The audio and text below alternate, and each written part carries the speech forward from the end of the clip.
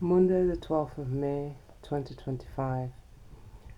I'm talking about my fingers. Yeah, I suffer from Burgess disease. Since I've had my reversal operation, which was before the beginning of lockdown, I lived at flat 7A, Firth Gardens, Fulham. I dated Dirk Grimm, ex-policeman hitman, for 8 weeks. In those 8 weeks, I introduced him to my cousin Kelly and my cousin Christine and my cousin Dennis. His birthday is in November, same day as my cousin Dennis. Cousin Dennis passed away. In that time, a week before I dated Dirk Grimm, it was a dating site called plentyoffish.com. I dated a judge called David, who asked me about Freemason Convent and was showing me all his certificates and stuff like that. I wanted me to join, and I'm a Christian. I never knew anything about convents, and I said no. I kept on mentioning God so much, I must have upset him. David didn't show me any face or anything that he was cruel or angry or anything like that. We spoke about travelling, and after the date we went to the beach. It was raining just for 5-10 minutes, and then he drove me back to his place. Spent one night in his place. He had a big dog, and I knew that he slept with the dog, so and he's big and fat and stink, and I don't want to be with no big and fat stink man. But he was kind, and we talked. He was telling me about his Freemason, how he doesn't have to pay for anything when he dies, and you have to chant these things to get to different levels, and it's men in this thing. I don't know. Then I dated Dirk, and Dirk is a psycho. Dirk gave me the date rape drug, and he drugged me more than once. Put video cameras in my home, and basically when I caught him doing it, when I woke up, I thought that I took all the images out of his phone, but I didn't.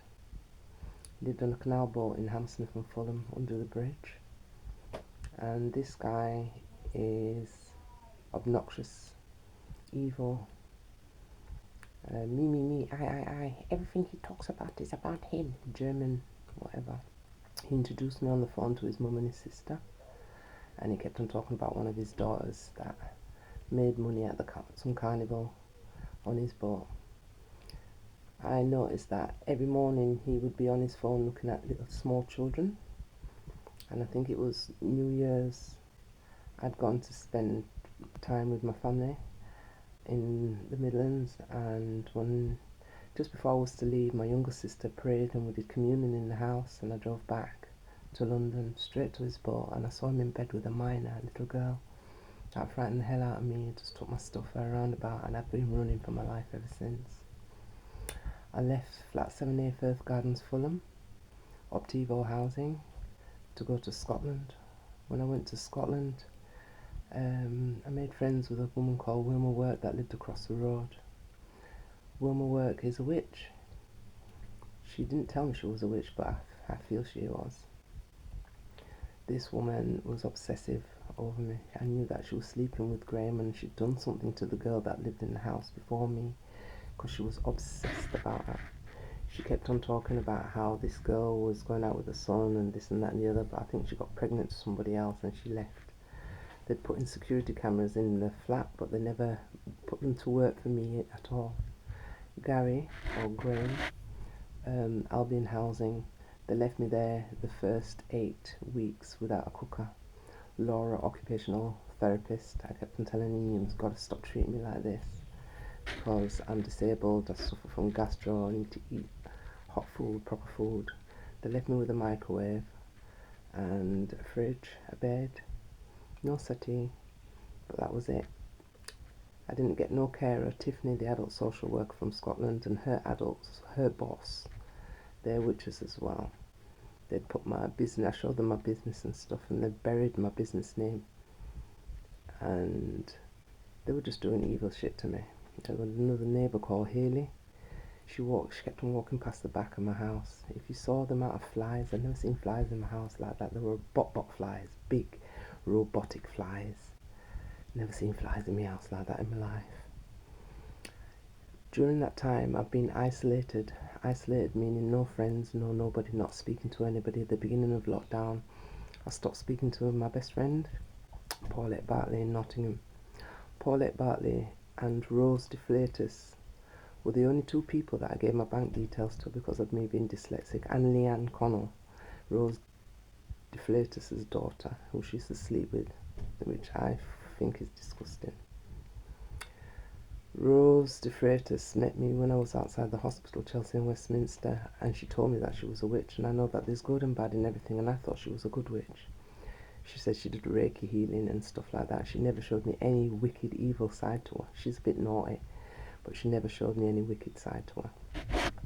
When my intestines had burst, I saw Rose Deflatus, Dr. Eckersley, the vicar in the church downstairs in the chapel of Chelsea and Westminster Hospital, my mum and my children around my bed when I woke up out of this coma. And then the first thing I said, I was trying to say to them, because I had a tracker on my voice in my throat, was that I had a vision from God and that I was to be a missionary to do God's work. I said there was an earthquake and I survived this earthquake, and I said that I was going to stand up and fight anyhow for God.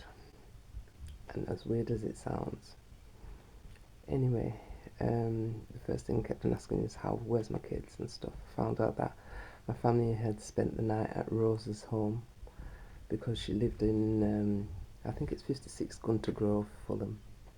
So whilst I was in Chelsea and Westminster Hospital, it was closer for them to stay there the night in order to come and see me, pray over me and stuff like that. I woke up out of this coma, I was in it for 39 days, nearly 40 days. And I'm thinking that I would get records of me being in hospital. I didn't get anything at all. Rose Deflatus pretended and went to Children's Social Services saying that she was a support network for me, her, Ian and Sharon and Karen. And when I was going through this mess, it was just mess. They'd let me leave Chelsea and Westminster Hospital and put me into a flat that was full of damp and mould. There was a slow glass leak that was proper serious. They had to block up the whole of the block of the flats. This was in Gibbs Green, Kensington. My doctor's was North End Road Medical Centre. I remember coming out of the hospital and the receptionist changed my details, and she said to me she was really doing all kind of mix-up. The receptionist that was there, she also was a witch. They asked me if I wanted to put in a complaint. I didn't. They continued giving me 500 mils of these big bottles of liquid morphine. That's what made my intestines burst. It slowed my stool down, which made me not be able to pass stool, so my intestines burst and I had to do the reversal operation. Prior to that, I think it was the 18th of September, I had a surgery with Dr. Eckersley, and he held my hand. This was the wickedest thing. He held my hand and he consoled me, put the black pen on my fingers and said, we're going to debride these 3 fingers. When I came out of surgery, he didn't do that. He only debrided 2 and left the most painfulest one. He left it there. After coming out of hospital, Rose had stolen my mum bracelet, as well as I had a guard ring that had gone to Brixton Market. I think I paid her over £1,000 for this guard ring. She stole that as well.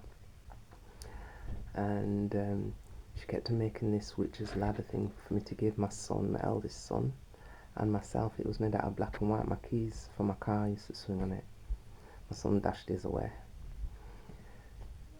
Rose is the first witch that I've known in my lifetime that's openly said that she was a witch, and I didn't judge her for that. I knew that I was a Christian and I believed in God, and I wasn't into any stupidness. At the beginning of lockdown, Leanne Connell, Rose's daughter, she's got 3 kids, and she lived somewhere in London around the corner from me. And I went to a house with this Indian guy called David, and we cleaned the house. As you open the door, it stinked of rubbish, shit. You could see period pads, all kind of, it was disgusting. I'd never seen anything like that in my human life. And the kids were running around in this shit mess. And I thought, okay, don't judge, help. When I went up to Leanne's bedroom, she was sat there in the bed watching these Chinese cartoons, and there was billions of flies around her. She was like in a trance type of thing. Anyway, I told her that I could support her and help her, but I need to get her some St. John candle, a pink candle, a white candle, in return to send a candle. I had got help from a lady called Mama Grace. This is when I lived in Tottenham, when I had to put out an injunction on my husband. I was having my second pregnancy, and my husband left me to stink mad and stupid. I remember billions of ants being in the back, in the kitchen, and just before my husband left, there was a dead fox in the back garden, and he had to take the fox out from the back garden through the house to the front of the house. I was beaten and battered, spat on, shit on, stabbed up, bust up lip, mash up, kicked, destroyed by Mr. Lindy Wayne Rose. I went through domestic violence in the shittiest, sickiest form you could ever imagine. And every time that I got damaged and hurt, I went to Nottingham City Hospital, Queen's Medical Centre, North End Road Medical Centre. Those were where my records was, but I could never talk. They'd taken a cow's tongue and done all kind of witchcraft stuff to me, so I couldn't speak. When I first met my husband, I met him,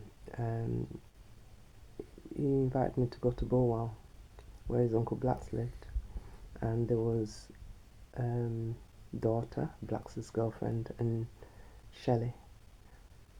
Shireen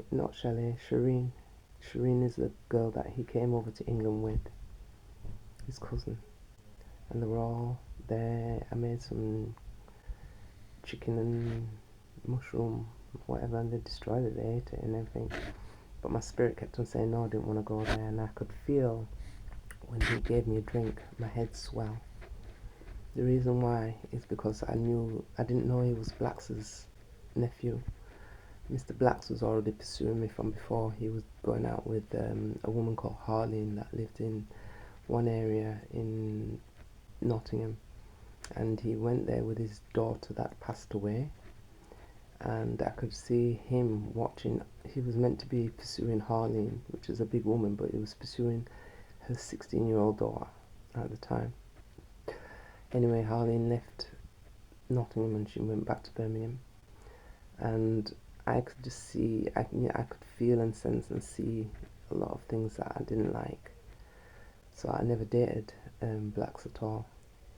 But his nephew came, and whatever juju, black magic, tiger bone to rub on their penis, and to make it have good sex and stuff, and love magic, love spells, all kind of stuff. But I didn't know at the time that Lindy Wayne Rose knew my cousins, which is Lenny Smill, Kelly Matterson. I didn't know he knew them all. I didn't know it was an arranged marriage. We got married on the 4th of September 2024. I dated him for about 3 or 4 years before I got married to him. I met him as I was working at the Wonderful Book Company in Hucknall. Everything seemed okay, but apart from the beatings. I had 2 miscarriages with Lindy. One was a stillborn, and the other one was a premature, Aaron Winston David Rose. And both times, Paulette Bartley knew about all my pregnancies. I remember when I first got pregnant with my first child, Lindy grabbed me in my throat and threw me across the room and bashed my head against the wall. That was me telling him I'm pregnant. I thought he'd be happy. No. I used to always get beatings for Paulette Bartley. Always. I always used to get battered. I smoked through all my pregnancies. Smoked cannabis for all my pregnancies. So did he. That's my fault. Prior to that, I've had 5 terminations throughout my lifetime. My first bad that I did is I slept with my cousin's husband, Susan McLeod. Sister Gloria McLeod's husband. His name was called Kevin. He was in the army. He was the one that pursued me. And at the time, because I was under science, witchcraft, it's like I had an attitude of I didn't care, I didn't know them, really. And I just knew that when she eventually did find out, karma, I just felt like there was a heavy cloud on my shoulders, and I was walking around with a high-rise block of flats on my shoulders for time. Baron Mills and my Auntie Yvonne Mitchell, or Gail Mitchell's mum, Auntie Yvonne, they worked at Harambee Hostel where I stayed when I was 16 years old, and she's never lied to me. Her son, Gary Mitchell, is a registered paedophile, and he used to trouble me when I was a child. Most of my cousins troubled me when I was a child. But I spoke up and told the truth, and because I did that, she poisoned me. I remember falling asleep and whatever. And you know, if anybody knows my auntie, she's got a loud voice and full of jokes and stuff. But she's full of shit. And everything that's been done in the dark will come to the light. I've not done anything to hurt anybody, harm anybody. I don't do witchcraft. I don't practice witchcraft. I grew up in Seventh Adventist Church. My first teenage friend, as I know, is Amanda Morris. She's Huddersfield local MP. Amanda Morris, wow. She was the person that told me about Catholics, how she used to suck off the priest and stuff like that, not to wear short skirts and do your makeup and whatever else. And I think Pastor Mitcham at the time was dating her aunt, and he got another woman pregnant in the church. Everybody hated me. Amanda used to slander me and chat shit about me behind my back to everybody. My first shoplifting was with Amanda Morris. I got the blame. She was the one that introduced me to this little white man across the road called T-Man. I can't remember his name, but it was across the road from where she was living. We used to go over there and masturbate him for a little pocket change. What else can I tell you? Let's go back to Lindy Rose. I put out an injunction on him when my son was about 4. He's 20 now, 4 or 5. The last thing that my son saw his dad doing was beating me savagely. He ran to the front door, flat 7A, the Avenue, 76A, the Avenue, Tottenham, at the back of Bruce Grove Primary School. He says, "I hate you, Daddy, I hate you." And then I was left in the flat, really in a bad way. And I think it was a gentleman called Matthews introduced me to Mama Grace that came to my home. She cleansed out my house. She cleaned out my house. She gave me a spiritual bath. She showed me how to clean my home. She lit candles. She read out the Bible Psalms. I think I paid about £75. There was this African woman up the road called Millie at the time. She told her to get the fuck out of my house. So that means my husband was he was a painter and decorator as well as a carpenter. He must have slept with her, so she told her to get out of the house. They put a sleeper in front of my yard, and I got rid of all this rubbish and stuff that I had hoarded in my house. And basically that was it. I moved from there into a hostel in Hounslow. From Hounslow I moved to 3 Allenby Close, Greenford. From Greenford I moved to Northolt. From Northolt I moved to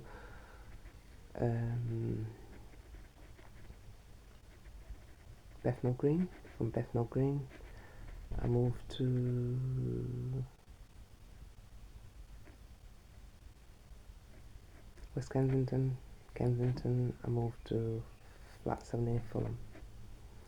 I met Ernesto Vasconcela, I think when I was in Bethnal Green. I met him at UCKG Church. He was a heroin addict. I don't take heroin, I don't take drugs, I never have. He was a good for me, but he never took drugs in front of my face, but he never had a can, never did. He was never aggressive towards, well, he was sometimes, but not as aggressive as my husband. And I just remember Ernesto was kind of a bit bi as well. So was my husband, and my husband told me that he was bisexual. I told him that I'd experimented. I went out with one black girl, one white girl. Her black girl was called Teresa, the white girl was called Nina. Nina lived in Chesterfield. Teresa was a black Spanish girl that lived in the flats. Never done oral sex on any of them, but we did sleep together, and that was my experience. And I didn't like it. I didn't want to do it. I think Nina wanted me to go to Gay Pride, and I didn't go one Saturday, and I didn't go. I didn't feel like it. I felt that I was in my teenage years, and it was okay for me to experiment, to choose or decide what I wanted to do, and I chose not to. I'm not bi. I can appreciate an attractive woman, but that's not my preference. Anyway,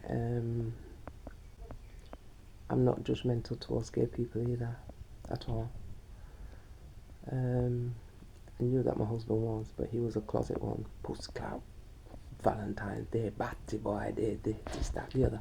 He was very anti-gay, but I knew that he was.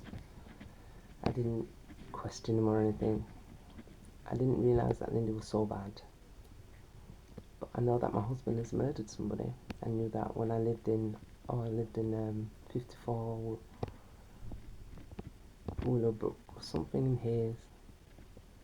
I lived in Hayes, and I remember I had a neighbour called Rima. Rima had a little boy the same age as mine. He was 3 or 2 years old. And my husband pulled out a firearm and gun one Saturday morning. I had a dream, and I told him that I was a disciple, one of God's disciples, and I was sat right at the end of the table eating food. And I remember Vivienne Hines or Vivienne Williams. She was Hamilton from Fulham housing officer. She used to treat me so badly, walking around like a shipmate Patty and carrying me like she was so nice. And Alistair Dunn from housing. I remember them. And my husband, Lindy, had pulled out a fat, he smashed a tomato ketchup bottle, and he started gashing it towards the duvet cover, and I had to try and protect myself, and he caught my leg. And he says, if I go anywhere, he's going to fuck me up, he's going to kill me, he's going to murder me. He's already murdered somebody already in Jamaica, he's going to kill my Clark. So I made my foot fester. I was frightened to go to the doctors. Eventually I went to the doctors, and I went to Hillingdon Hospital, I think it was, to get it checked out. But I know that my husband has family that work in medical and whatever else, and they've gone and changed all my medical records. Okay, I moved from that property and I stayed with my friend Jennifer. She lived in, I can't remember where she lived. She lived in East London somewhere. African girl from Congolese. And she had 2 kids, Tyrese and Nia, my godchildren. I was the first one to get them Bibles. I used to take them to church with me. And I loved them.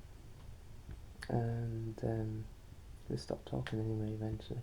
Jennifer, African girl. She used to do my hair, but she used to braid my hair so tight that she used to pull out the front of my hair and my hairline so badly. When she talked, she sounded like, my husband used to say, "Me not date African them sound like when pig and yam shit, them mouth stink like when pig and yam shit." Him and his family always used to cuss at Africans, nuff. They don't like Africans, they hate, they don't, inner Africans, they don't do nothing with African. Anything too black, nah good. That's what he used to cuss me. I was too black. I wasn't a brownie like the rest of his family. I was too black, even though his mother was black. I remember when my son was 3 years old, there's Ketora Lyset, Ket said to me, "Nah, Lindy nah grow with him pitney them. Him nah grow with them." That's what she told me when my son was 3. I was like, why not? I didn't understand it, but I know that they all sleep together. I saw Shelley Belly, his niece. I know that Lindy slept with her. And he slept with Jacqueline Burgess. She came to the country, his sister, illegal. She stayed with me for 6 months. I gave her first pot, spoon, pan, everything. I gave her first job, helped her to look for a paper round job first. She had 5 kids in the West Indies. What I thought was odd was when she was dating Henry, cousin Jeannie went over and Jeannie slept with Henry, and she was alright about it, so I knew something was off or wrong there. Just saved for every penny to go and give Henry and the kids. But I remember burying my first child, Aaron Winston David Rose, and when I buried my first child, Jacqueline then made comments that my mum owed her money and stuff like that, and that got me so angry because my mother is a proper Christian Adventist and she's old school, very old school, rigid. She pays bills on time, she doesn't trouble nobody, she doesn't borrow money from anybody. That's how Granny grew, that's how she grows. Pay your bills, pay your rent first, this, that and the other, so that's how I've grown. So it got me angry when she started slandering my mum and saying that my mum owed her money and stuff like that, and rare and tear after my son had died, and I had to go to the government to ask them to give me money to bury my child. And then my husband, I remember seeing my husband in hospital, and it's like he had this burst of energy again, and he had all these skinny Jamaican guys around him and stuff, so I just remember things. Anyway, I remember living in flat 76th Avenue, Tottenham, and I put out an injunction on him. I went to Tottenham Police Station and I put an injunction out on him, and I didn't know how long the injunction lasted or whatever, but my husband has been doing witchcraft, voodoo, hoodoo, black magic, whatever, behind my back ever since. I've been trying to get a divorce for over 15 years plus, and I can't find not one solicitor that will support me or help me to get a divorce. I'm not crazy, I'm not mad, I'm not stupid. I just know that I've been trying my best to get a divorce. Down to, I came up for Easter. I've been gang stalked and bullied by police. This was all from when I was in Scotland. My house nearly got burnt down. I left Scotland and went to Wales, the Hogarth's homeless unit. And I remember Lily was the girl that was living in the cabin next door to me. I'd never spoken to anybody. I stopped speaking to Wilma from when the Queen died. When I came back, I told her that I'd had sex, and I brought my stuff in my house, and I could see it in her face. She exploded. She wanted to cry, literally. I gave her my clothes. She burst into my house. She went into the bathroom to take my hair and stuff. She had that attitude like what Rose Flatus had done. She'd done the same thing, come into my house to look around to see what she could take and do. I'd sensed it already. I'd felt it already. The reason why I stopped speaking to Wilma Work is because her son Dean had let me into the house. They'd had an argument. Wilma's always taking drugs, fentanyl or whatever drugs it is. She was always scabbing off her kids for money and weed and stuff like that. And the kids were sick of her. I didn't judge Wilma because I didn't have many friends in Scotland. I used to drive around to lots of different places, lots of different seas. And I remember everywhere I went there was a black magpie bird that followed me everywhere I went. And she kept on going, shoo, shoo, go away. So she tried to shoo the bird away for me to stop speaking or communicating with animals, which I didn't like her for doing that. But anyway, Dean let me into her home. She says, oh, she's upstairs. When I went upstairs, I saw the dog licking out front while she was lying on the bed, half on, half off, with this dog yamming out front. I thought that was so disgusting and sick. I ran out of the house and I just thought that I'm not going over there again. But every day I used to be cooking food and, friending her, cooking me salmon, all kind of stuff.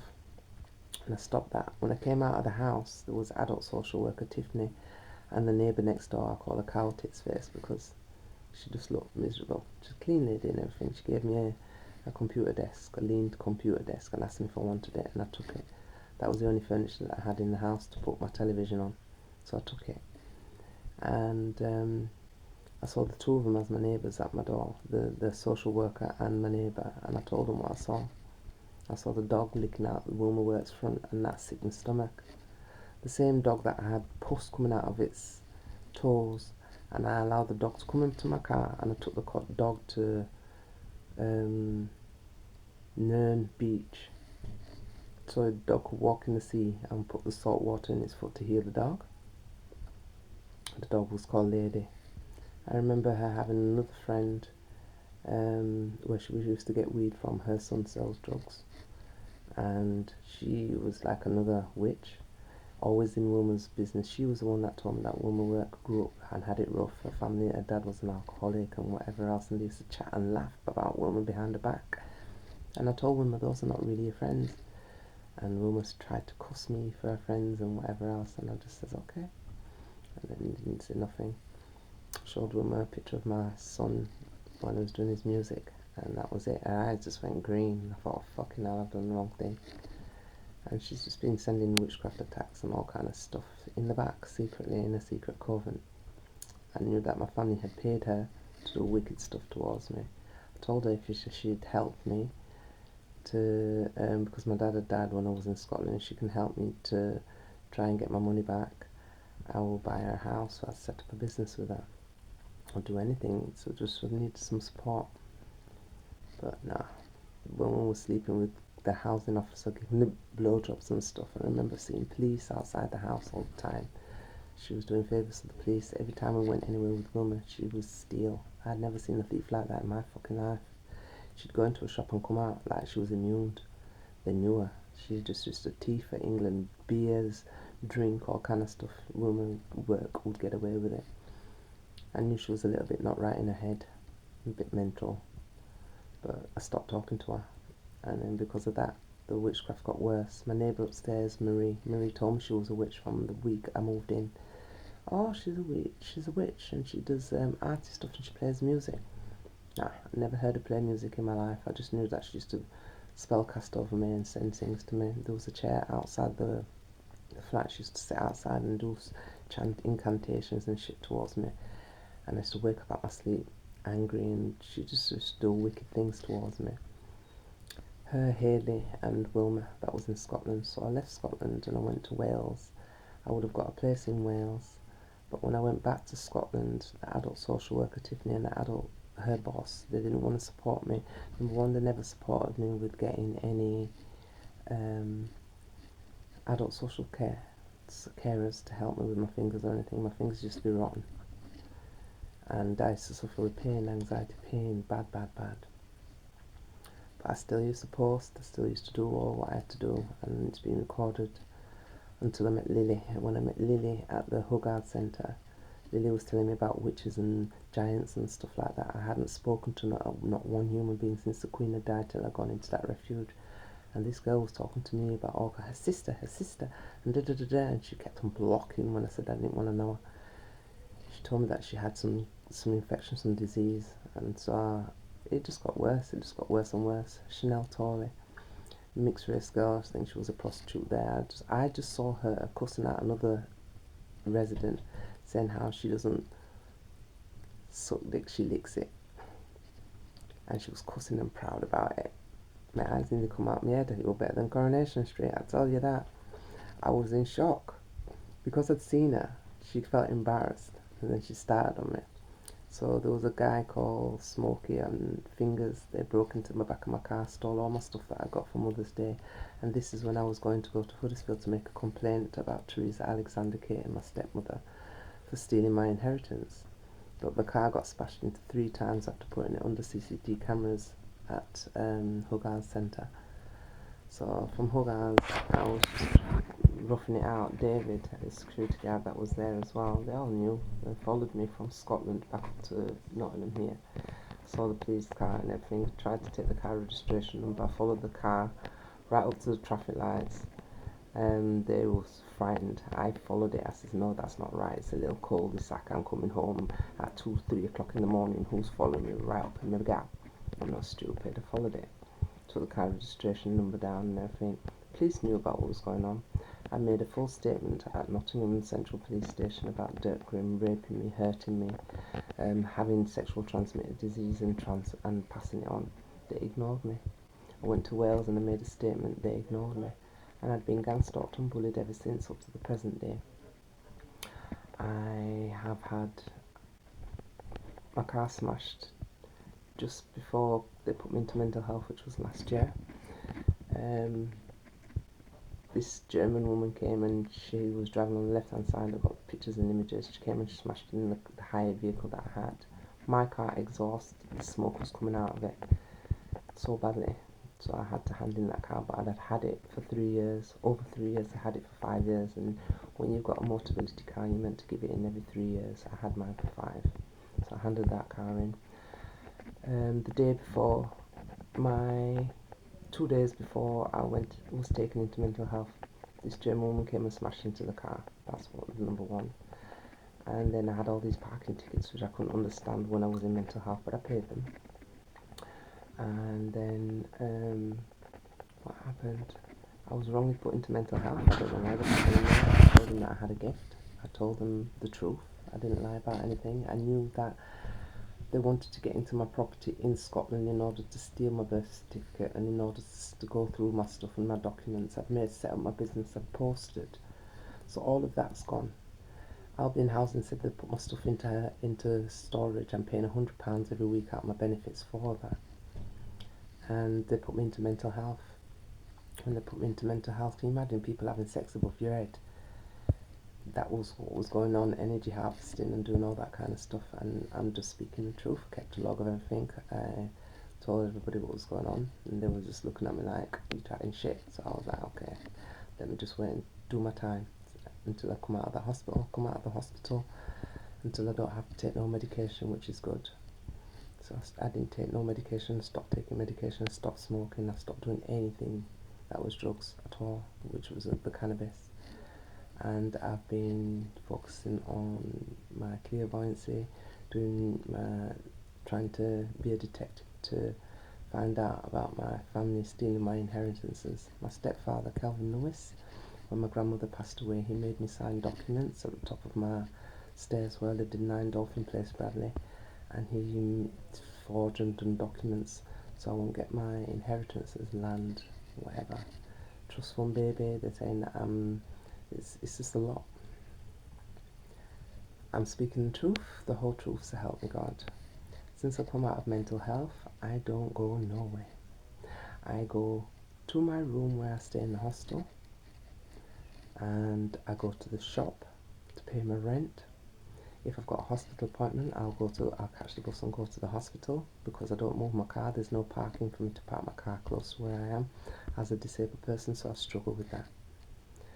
I've just got myself a brand new car. The only place I go is to my mum's to visit my children and go back home. I don't go anywhere. I've not had no friends. I don't talk to anybody. I've not mingled with anybody. Stay in my room where the cameras are. I had a mental health assessment which they said I was fine. They gave me some documents for solicitors, legal aid solicitors. I told them that I wasn't safe where I was. I knew that I'd been followed. Everything that I've done, I've posted on social media worldwide so people can see. And that's me. My name's Eve Rose, and I'm 48 years old. I do not take any drugs at all. I've just been trying to speak my truth to set myself free so I can get my inheritance back. My dad died. Musselman Joseph Caton, he left me an inheritance. My cousin Lennis Mills is into witchcraft and whatever. He had a hand in my uncle's death. He had a hand in his brother's death. I'm just speaking the truth. There's incest in both sides of my family. That is, Lennis Mills sleep with his daughter.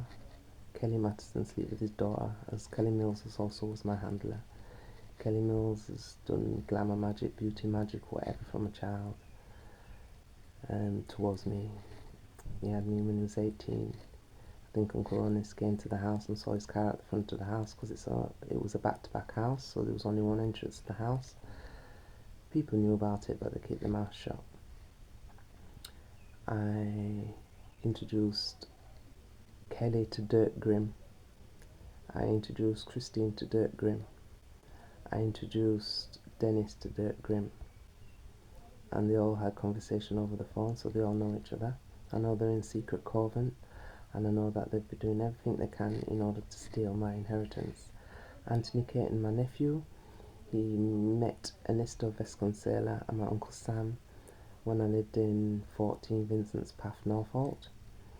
My first conviction was for Linda Evans, the neighbour next door, which was a witch. She made a dog shit outside my front door, and my baby stepped in it, and I got angry because I kept on complaining to the housing that was Ealing Housing at the time that there was a lot of dog shit everywhere, and Linda was just letting the dog freely do that.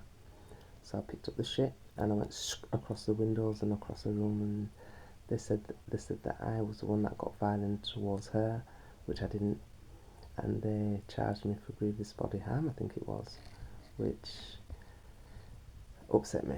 After that, I spent a lot of time in hospital with my fingers. Teresa was from what is it? I can't remember what it was, but it was a support agency that reads your letters and stuff, and she introduced me to church. She also met my cousin Anthony, and they was all in Coven. Anthony Caton killed his mum and his grandma with witchcraft. Everybody in Huddersfield thought it was a bit odd to see me in OK Magazine. I grew up with Anthony Caton and I know my nephew very well. All of a sudden my sister, it was just weird. My sister's last place that she ate was at Christine Matterson's house, and that's my other cousin in Brighouse. She told me this. She was an alcoholic, yes. But again, science, witchcraft. At, I think it was my sister's funeral, Susan McLeod's family, her mum the sisters and stuff, they all saw me, and I nodded my head, and I thought they'd pardon me, and whether or not they had or not, for sleeping with Gloria McLeod's husband, I thought they'd pardon me, but I don't think so. All I know is, Uncle Iris died. When Uncle Iris died, Anthony Caton had a conversation with Dennis and think that I didn't see him, and the wink and nodding about paperwork and documents and stuff like that. I speak the truth, the whole truth, so help me God. I am clairvoyant. I've only just found out my gifts at the beginning of lockdown because of isolation. I've been watching tarot readings on YouTube. That's how I found out. Shaniqua Tarot. Shaniqua ended up on my phone. And the Sabi Show, some rapper, whatever, that talks about the moles all the time, some Ras guy, he also ended up on my phone all the time. This is at the beginning of lockdown. Andrew Williams, I met him in a dance when I went to Dalston Market. This was with Spin Doctor, who invited me. I went to this dance with a guy from church who was a drummer, and Andrew Williams was there. I never gave Andrew Williams my phone number, but all of a sudden his number appeared in my phone. All I wanted to do was missionary work. I asked him if he could help me to get a job in Ethiopia, where he was, because he was boasting that he was this and the other. Nah, he gave me some devil stuff. He was talking about the Bible is not the Bible, and he was just showing some other Bible that he was thinking. He says when you mention God's name, you don't mention it. Saying, I wrote all of it down, and I just remember after using that prayer that night, I felt like I'd been raped by a bus. Serious. When I woke up, the whole of my legs was hurting me so badly, like it was horrible, like I'd been proper raped. I knew something was wrong there. I speak the truth, the whole truth, so help me God. I'm not mentally ill, I'm not mad. Everything that I've spoken about is the truth. I've got my ankh here. When it moves forward and backwards, it means that I'm speaking the truth. When it goes round in a circle, it means I'm speaking the truth. It's going round in a circle. When it goes left to right, that means no. I'm not moving it to do it, it's just doing what it's doing. I'm here with my ancestors right now, and I'm guided by my ancestors from the highest, brightest vibrations, bright light from the beginning of time till now. And Father God, the creator of the universe, I do not worship the devil. I'm interested in protecting children, my children, protecting myself. I'm interested in getting my inheritance back. God's got plans for my life. I definitely would like to set up my business, but I can't because people and staff are entering into my room, and I don't want people tampering with the products that I'm making right now. In the regions, you can hear that people have gone in there and poisoned stuff and put stuff in my Naira cream, so I've just been holding it down. Every time when I drive on the motorway, I've been literally run off the road, smashed off the road. I've managed to get photographic image, but yeah, I'm speaking the truth, the whole truth, so help me God. My name's Eve Rose, and I'm a psychic medium, and yeah, I choose my gifts for higher, greater good, to help people, not to hurt people. I believe in the power of prayer, and that's it. Oh yeah, since I've come out of mental health hospital, I don't go nowhere apart from in my room and home, to the shops and home. I don't mingle with no friends. I've not diverted and gone anywhere. I've posted how many hours I spend on social media. That's it. I don't have a social life. I used to go out before and take images and pictures of nature and stuff like that.